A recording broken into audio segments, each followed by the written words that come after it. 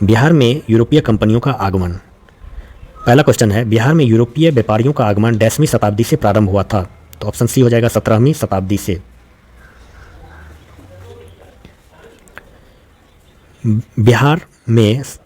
बिहार क्षेत्र में सबसे पहले किस देश के व्यापारी आए थे? तो पुर्तगाली। तीसरा क्वेश्चन है, पुर्तगालियों ने अपना व्यापारिक केंद्र स्थापित किया था कहाँ पे? तो ऑप्शन के अनुसार हुगली में। ठीक है। पुर्तगाली अपने साथ व्यापार हेतु क्या लाते थे? तो अपने साथ व्यापार हेतु मसाले लाते थे बिहार में, और चीनी मिट्टी के बर्तन। ठीक है।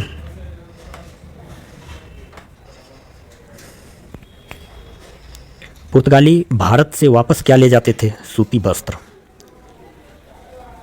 17वीं शताब्दी के मध्य तक डैश ने बिहार के कई स्थानों पर सोडे का गोदाम स्थापित किया था। तो इसका ऑप्शन सी हो जाएगा, डचों ने। सर्वप्रथम किस देश के व्यापारियों ने पटना कॉलेज की उत्तरी इमारत में फैक्ट्री की स्थापना की? हॉलैंड के व्यापारियों ने सबसे पहले पटना कॉलेज के उत्तरी इमारत में फैक्ट्री की स्थापना की थी।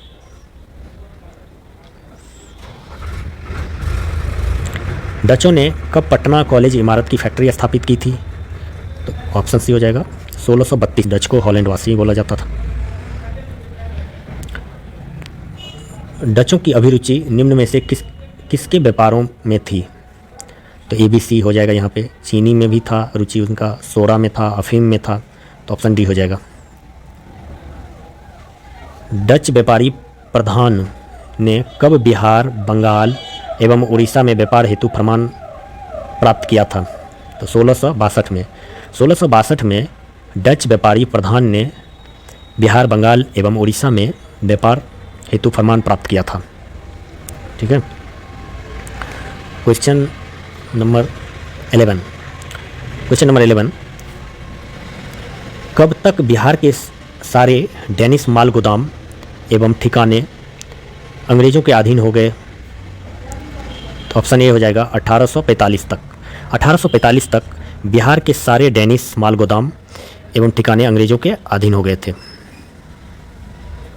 12 है, 1662 ईस्वी में डच व्यापारियों का प्रधान था जिसने औरंगजेब से फरमान प्राप्त किया था। तो कौन किया? नाथियास वैगडेन बरुक। किसने विद्रोह कर पटना पर आक्रमण किया तथा फतवाहा स्थित डच फैक्ट्री को लूटा था? शमशेर खान। इसका ऑप्शन हो जाएगा शमशेर खान। शमशेर खान ने कब आक्रमण कर फतवाहा स्थित फैक्ट्री को लूटा था?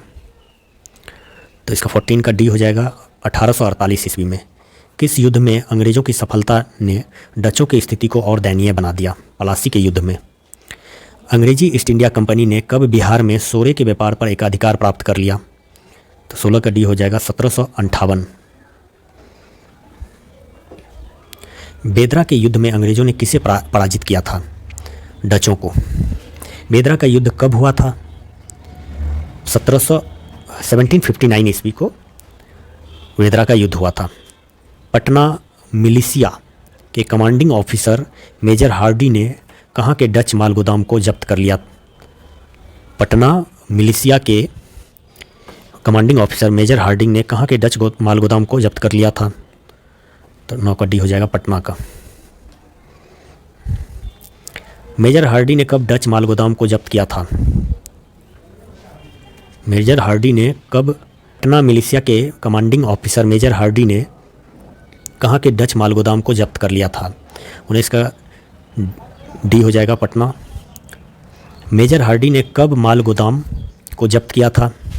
तो 20 का ये हो जाएगा 1781 में। पैट्रिक हिल्टले ने डच फैक्ट्री की कमान किससे ली थी? तो 21 का सी हो जाएगा मैक्सवेल से। पैट्रिक हिल्टले ने कब डच फैक्ट्री का कमान ग्रहण किया था? तो 22 का ये हो जाएगा 1781। 1795 ईस्वी में फ्रैंको डच युद्ध के कारण भारत में डच ठिकानों को किसके अधीन कर दिया गया? तो 23 का सी हो जाएगा अंग्रेजों के अधीन कर दिया गया। 1824 से 25 में किसके व्यापारिक केंद्रों को अंतिम रूप से अंग्रेजी ईस्ट इंडिया कंपनी में सम्मिलित कर लिया गया? 24 का ये हो जाएगा डचों। भारत में किसने फ्रांसीसी ईस्ट इंडिया कंपनी की स्थापना की? 25 का बी, फ्रैंकोइस मार्टिन। भारत में कब फ्रांसीसी ईस्ट इंडिया कंपनी की स्थापना हुई? तो 1664 ईस्वी में भारत में फ्रांसीसी ईस्ट इंडिया कंपनी की स्थापना हुई थी। मार्टिन ने कब पांडिचेरी की स्थापना की? 27 का ये हो जाएगा 1674 ईस्वी में। किस देश के व्यापारियों ने पांडिचेरी की स्थापना की थी? 28 का सी हो जाएगा फ्रांस। किस यूरोपीय व्यापारियों ने माही एवं कराइल में व्यापारिक केंद्र की स्थापना की थी? फ्रांसीसी। फ्रांसीसियों ने बंगाल में किस शहर की स्थापना की? तो 30 का डी हो जाएगा चंद्रनगर। 1734 ईस्वी में फ्रांसीसियों ने कहाँ माल गोदाम की स्थापना की? तो सी हो जाएगा पटना में। फ्रांसीसी कंपनी की मुख्य दिलचस्पी बिहार में डैश प्राप्त करना था। तो 32 का बी हो जाएगा सोरा। अंग्रेजों ने कब चंद्रनगर पर कब्जा कर लिया था? किस बाजार से फ्रांसीसी कंपनी प्रमुख एम जी याला को बंगाल छोड़ने पर विवश होना पड़ा? तो 34 का बी हो जाएगा कासिम बाजार से फ्रांसीसी कंपनी प्रमुख एम जी यालांग को बंगाल छोड़ने पर विवश होना पड़ा। पलासी युद्ध के समय बिहार का गवर्नर कौन था? तो 35 का ये हो जाएगा आयरकुट बिहार का गवर्नर था पलासी युद्ध के समय। कब पांडिचेरी भी फ्रांसीसियों के हाथ से निकल गया? तो 36 का सी हो जाएगा 1761 ईस्वी में। 1763 में डेरिफ की संधि के तहत किसे अपने खोए हुए क्षेत्र वापस मिले? तो 37 का डी हो जाएगा फ्रांसीसियों को। कब भारत में फ्रांसीसियों की व्यापारिक गतिविधि सिमटकर पांडिचेरी तक रह गई? 38 का सी हो जाएगा 1793 में। किस गवर्नर जनरल के कार्यकाल में फ्रांसीसी व्यापारी केंद्र पांडिचेरी तक सिमट कर रह गया? 39 का ए हो जाएगा कॉर्नवालिस के समय में। कब तक बिहार एवं भारत से फ्रांसीसी गतिविधियां विलुप्त प्राय हो गई? तो 40 का सी हो जाएगा 1814 तक में भारत से फ्रांसीसी गतिविधियां विलुप्त प्राय हो गई थी।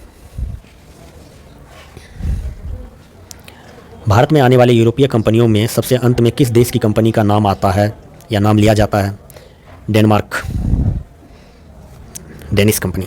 बिहार में सबसे पहले डेनमार्क की कंपनियों की फैक्ट्री कहाँ स्थापित की गई थी? तो 42 का सी हो जाएगा पटना में। पटना में डेनमार्क की कंपनियों ने कब फैक्ट्री स्थापित की थी? 43 का सी हो जाएगा 1774 से 1775 के बीच। डेनिश फैक्ट्री प्रमुख ने कब ईस्ट इंडिया कंपनी का गवर्नर जनरल एवं उसकी परिषद से फरमान की मांग की? तो 44 का डी हो जाएगा 1775 में डेनिश फैक्ट्री प्रमुख ने ईस्ट इंडिया कंपनी के गवर्नर जनरल एवं उसकी परिषद से फरमान की मांग की। 1775 में 1775 में डेनिश फैक्ट्री का प्रमुख कौन था? तो 45 का बी हो जाएगा George Warner. Danish company Bihar में मुख्य रूप से डैश व्यापार करती थी। तो सी हो जाएगा सोरा की। ग्रेट ब्रिटेन और डेनमार्क के बीच कब युद्ध आरंभ हुआ था? 47 का डी हो जाएगा 1801 में। पटना की डेनिश फैक्ट्री एवं सेरामपुर की कोठी को डैश ने जब्त कर लिया। 48 का सी अंग्रेजों ने। आमिया की संधि कब हुई थी? 49 का डी 1802 ईस्वी में। किस संधि के तहत भारत में डेनमार्क के स्वामित्व वाले क्षेत्रों को वापस कर दिया गया? 50 का डी हो जाएगा आमिया।